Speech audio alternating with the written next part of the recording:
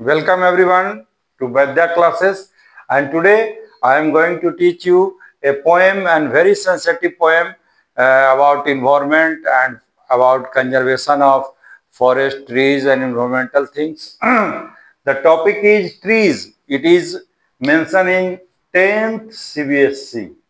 10th CBSC board. BORD.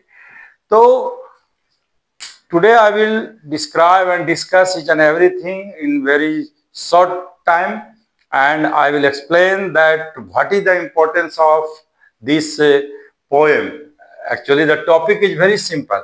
Trees. Everyone knows what is the impact, importance, benefits of trees, and the message which the poet wants to tell and suggest in this poem is quite different and very important for us. And the poetess is Adrienne Rich. She was born on 1929 and she died in 2012. She was American poet and very sensitive thought and concept she had. Now at first I will describe the central idea of the poem. What is the central idea? The poem highlights the importance of freedom. In this poem, the poet explains about freedom, how freedom is important and what is the importance of freedom in our life and the life of wild animals, forest and natural things. For nature and suggest that humans should not confine natural things for their own comfort. हम लोग अपने आराम के लिए, अपनी सुविधा के लिए हम लोग को नेचुरल थिंग्स को हम लोग को डिस्टर्ब नहीं करना चाहिए। ये पोएम का मेन थीम है। इस पोएम का मेन थीम यही है कि हम लोग नेचुरल जो थिंग्स हैं उसको हम लोग डिस्टर्ब करते हैं और हम लोग अपने कंफर्ट के लिए उसको यूज करते हैं, मिसयूज करते हैं, इसी से रिलेटेड है। And suggests that humans should not confine natural things for their own comfort. It emphasizes the bond between humans and nature and the need to respect the environment. ये हम लोग को और प्रकृति के बीच जो एक बॉन्ड है, एक बंधन बना हुआ है, यानी हम लोग अगर रियलिटी में बात करें तो हम लोग प्रकृति के अधीन है, यानी हम लोग जो जीवित हैं वो प्रकृति की कृपा है। Sunlight, air, water, soil, mountains, rain, forest, यही सब हमारे लाइफ लाइन है। इन्हीं सब को बदौलत हम लोग सरवाइव कर रहे हैं, लेकिन हम लोग सब जो है अपने कंफर्ट के लिए इसको डिस्टर्ब करते हैं। इसी से रिलेटेड पोएम है, इसलिए मुझे बहुत ही पसंद है ये पोएम और मैं काफी कुछ चिंतन किया इस टॉपिक पर और मैंने सोचा कि आप लोग को बेहतरीन तरीके से इसको बताऊं। तो इसमें जो एड्रियन रिच हैं वो बता रहे हैं कि वाइल्ड एनिमल्स या फॉरेस्ट या जो भी ट्रीज हैं, प्लांट हैं, वो सब ओपन एरिया में वो सरवाइव करते हैं, वो फ्रीडम फील करते हैं। लेकिन जब उनको हम अपने घरों के अंदर यानी कम जगहों पे उसको अपने डेकोरेशन के लिए, अपने कंफर्ट के लिए अगर हम उसको लगा लेते हैं या रखते हैं तो वहां पे उनका फ्रीडम जो होता है वो मतलब ये हो जाता है, वो लोग स्लेव्ड महसूस करते हैं, अपने आप को कंफर्टेबल महसूस करते हैं। तो हम समरी की ओर आते हैं, फिर से उसको जो मेन थीम है उसको मैं बताऊंगा। The poem describes how trees want to break free from the confinement of a house and return to their natural environment. कैसे इसमें पेड़ जो है अपना नेचुरल वातावरण में, नेचुरल प्लेस पे जाना चाहता है, क्योंकि ये ट्रीज, प्लांट, वाइल्ड एनिमल्स ये सब जितने हैं सब नेचर में रहने के लिए हैं। अगर जू में भी हम लोग वाइल्ड एनिमल्स वगैरह को रखते हैं तो ये गलत है ना, उनको नेचुरल एनवायरनमेंट बनाना चाहिए। बट अभी जो है national park, wild life sanctuary है ना, बर्ड सेंचुरी, ये सब बनाए जा रहे हैं। जू को मतलब धीरे धीरे जू का प्रचलन जो है, चिड़ियाघर का खत्म हो रहा है, कहीं कहीं है, पर वो गलत है। वहां पे उनको फ्रीडम नहीं है। फ्रीडम कैसे नहीं है? उनको अपने विल के अनुसार नहीं रहना होता है, वो जू जो चिड़ियाघर के मैनेजमेंट हैं उनके अनुसार रहना होता है। अब वो उनका टाइमिंग है 1 बजे पानी पिलाने का, खाना देने का, तो उसी टाइम में देंगे।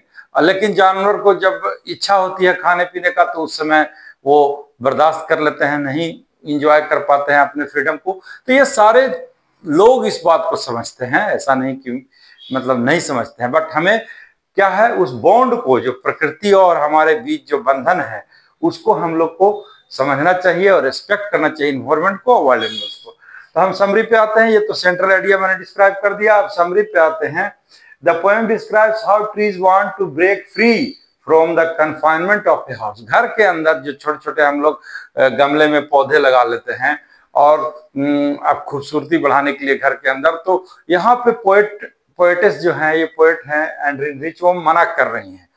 वो कह रही है कि भाई घर में इस तरह से अगर पौधे को लगाते हैं तो वो क्या होता है, अनकंफर्टेबल फील करता है, फुल्ली वो ग्रो नहीं कर पाता है, अपने ब्रांच टहनियों को, रूट को वो पूरी तरह से बढ़ा नहीं पाता है और बहुत ही अनकंफर्टेबल फील करता है और वो चाहता है कि नेचुरल इन्वायरमेंट में जाए। तो ऐसा नहीं है, घर के सराउंडिंग में पेड़ पौधे आखिर लगते हैं कि नहीं, लेकिन वो ओपन एरिया है, वहां पे वो खुली तरीके से, पूरी तरीके से वो ग्रो करते हैं। लेकिन घर के अंदर, पॉट के अंदर जो गमला वगैरह में हम लोग लगा लेते हैं उसमें उनको ग्रोथ रुक जाता है और वो सीमित एरिया में ही ग्रो कर पाते हैं। यानी इस चीज को पोएटेस ने यहाँ पर जो एंड्रीन रिच है उसको ऑब्जर्व किया है। इसीलिए बोला जाता है कि जहां न पहुंचे रवि वहां पहुंचे कवि। हम लोग समझते हैं कि भाई फ्लावर प्लांट्स वगैरह लगा लिए घर में, बेडरूम में यहाँ तक कि लोग लगा रहे हैं, रख रहे हैं गमले अपने घरों के अंदर में, तो वो बोलते हैं कि नहीं, this is not the best place for them. उनको ओपन एरिया में लगाइए ताकि वो फुल्ली फ्रीडम से वो ग्रो कर सकें, ग्रोथ कर सकें, है ना। यहाँ पर पेड़ क्या कर रहा है, tree break free from the confinement of house and return to their natural environment. Natural environment का कहाँ है, या तो फॉरेस्ट है या फिर ओपन एरिया है, इन्वायरमेंट है जहां पे वो फुल्ली ग्रो कर सके, वही उनका नेचुरल इन्वायरमेंट। फॉरेस्ट यहाँ पे दिया है कि नेचुरल इन्वायरमेंट कहाँ है, तो फॉरेस्ट है। The poet shows that humans have trapped trees indoors for decoration. यहाँ पे पोएट खुल करके बताई हैं कि जो ह्यूमंस हैं वो ट्रैप्ड कर लिया है किनको, ट्रीज को, इंडोर्स, अपने घर के अंदर। बहुत घर के अंदर कम जगहों पे लगा देते हैं खूबसूरती के लिए, आम अमरूद वगैरह वगैरह, तो ये मना किए हैं। उनको ओपन एरिया में लगाइए, यार्ड में लगाइए, फार्म हाउस में लगाइए, है ना। हमारे सराउंडिंग में जो पेड़ आप पीपल, बनियान, ये सब का देखते हैं वो 100-200 वर्ष पुराने होते हैं, तो वो क्या होता है, नेचुरल तरीके से वो उगा हुआ रहता है। लेकिन अब उन्हीं के बीच में घर मकान बन जाता है, फिर भी वो फुल्ली ग्रो करते हैं। लेकिन हम नए तरीके से अगर पेड़ पौधे को, फ्लावरिंग प्लांट्स वगैरह को हम घर के अंदर शिफ्ट करते हैं तो वो उनका फ्रीडम छीन जाता है, स्नैच कर लेते हैं हम लोग फ्रीडम। कैसे, आप लोग घरों में देखते होंगे गमला को, जो पौधा का रूट है ट्रीज का, वो तोड़ देता है। हमारे घर में बहुत सारे ऊपर छत पे गमले रखे हुए हैं, सब फट चुके हैं। क्यों? उनको कोई तोड़ा नहीं है, वो पेड़ अपना ग्रोथ के लिए क्या करते हैं, फ्रीडम को मतलब पाने के लिए तोड़ देते हैं। इस चीज को बारीकी से समझी है ये एंड्रीन रिच, जो 2012 में इनका देहांत हुआ और 1929 में इनका जन्म हुआ। ये बताइए कितनी बारीकियां को उन्होंने ऑब्जर्व किया है। The poet shows humans have trapped trees indoors for decoration but the trees do not belong there. वहां उनकी जगह नहीं है, आप उन्हें जबरदस्ती वहां पे रख रहे हैं। At night, the trees begin to move silently out of the house, pushing doors and windows as they struggle to escape. यहाँ पे थोड़ा सा बताने की कोशिश की है वो कि कभी कभी देखते होंगे आप, खिड़कियां से बाहर चले जाती हैं, पेड़ के कोई पौधा लगाए हैं या कुछ भी लगाए हैं, क्लाइंबर्स, क्रीपर्स, तो वो देखते हैं कि घर के अगर अंदर है तो वो खिड़की से बाहर जाने की कोशिश करते हैं। यहाँ पर साइंस भी है कि सनलाइट की तरफ आकर्षित होते हैं, बाहर की तरफ पेड़ पौधे ज्यादा आकर्षित होते हैं, इसका एक्सपेरिमेंट भी है। उसके बाद आगे बताया जा रहा है कि as they struggle, their roots work hard to free themselves from the floor and branches stretch towards the glass. कभी कभी वो रूट्स जो हैं वो फ्री होने के लिए ब्रेक कर देते हैं, तोड़ देते हैं गमला वगैरह को, फ्लोर को क्रैक कर देते हैं, घर के दीवालों को क्रैक कर देते हैं। कभी कभी घरों में आप देखते होंगे क्रैक आ गया पेड़ की वजह से, पौधा की वजह से, छोटा पौधा हो, बड़ा मतलब ट्री हो, सबका जो ग्रोथ का तरीका है वो एक है। पूरी तरीके से फ्रीडम हो करके वो लोग ग्रो करते हैं, वो ओपन एरिया में ही कर पाते हैं। And branches straight toward the glass, glass वगैरह भी है तो उसको भी वो कोशिश करते हैं किसी तरह घुस करके वो बाहर निकलने के लिए।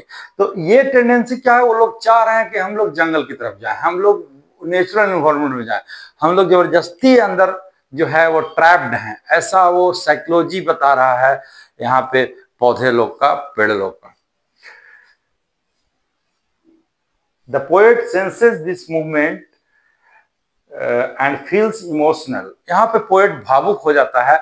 और यहाँ पे सिंबॉलिक यूज किया है उन्होंने, क्योंकि वो कुछ कर नहीं सकते हैं, गमला का पौधा है तो उसको आप उस पर मेहरबान होइए तो जाकर बाहर लगा दीजिए ओपन प्लेस में। तो ये उनका थिंकिंग है। तो इमोशनल होकर पोएट क्या करते हैं, she opens the door to let the trees out realising that nature must be allowed to live freely. यहाँ पे पोएट क्या करते हैं, अपने घरों के सब खिड़कियां दरवाजे खोल करके और अलाउ कर देते हैं कि जाओ तुम लोग नेचुरल एनवायरनमेंट में ग्रो करो। यह सिंबॉलिक है। In the end the trees are soon moving back into the forest. यहाँ पे ऐसा पोएम में बताया गया है कि सारे फॉरेस्ट की तरफ मूव कर रहे हैं, उनके घर के अंदर जो जितने भी प्लांट फ्लावर वगैरह हैं सब मूव कर रहे हैं, जबकि ये सच नहीं है, कुछ ही दूरी तक मूव कर पाते हैं और जितना उनका साइंटिफिकली ग्रोथ होता है उतना ही कर पाते हैं। बट ये मैसेज है, बहुत बड़ा मैसेज है कि हम लोग अपनी डेकोरेशन के लिए, अपने कंफर्ट के लिए ऐसा करते हैं तो गलत है। In the end the trees are soon moving back into the forest taking their rightful place in the world.